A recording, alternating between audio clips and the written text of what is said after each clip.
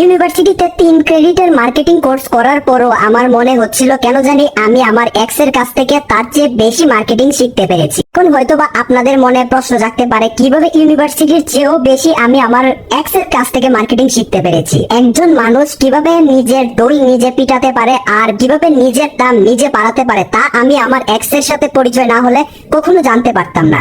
2 বছর আগে যখন আমরা রিলেশনশিপে ছিলাম তখন প্রায়ই শুনতাম যে ওর এমুক জায়গা থেকে বিয়ের সম্বন্ধ আসছে, এমুক জায়গা থেকে বিয়ের সম্বন্ধ আসছে, একজন ডাক্তার, একজন ইঞ্জিনিয়ার, কেউ বা বিদেশে খুব ভালো পর্যায়ে আছে। এখন ওকে আমি প্রপোজ করতে যাই তখন ওর গুণের চাইতে ছিল রূপের আগুন বেশি। যাই হোক, সে ঠিক এইভাবে তার রূপের বড়াই করত। যদিও আমি ক্লাস 9-এ পড়ি কিন্তু আমি এইসব স্কুল কলেজের ছেলেদের পাত্তা দেই না, আমি ইউনিভার্সিটির ছেলেদের ডিজার্ভ করি। ইউনিভার্সিটিতে ওঠার পর আমি যখন তাকে আবার প্রপোজ করি তখন আমাদের মধ্যে একটা রিলেশনশিপ ক্রিয়েট হয় এবং তার ঠিক 1 সপ্তাহ পর থেকেই শুরু হয়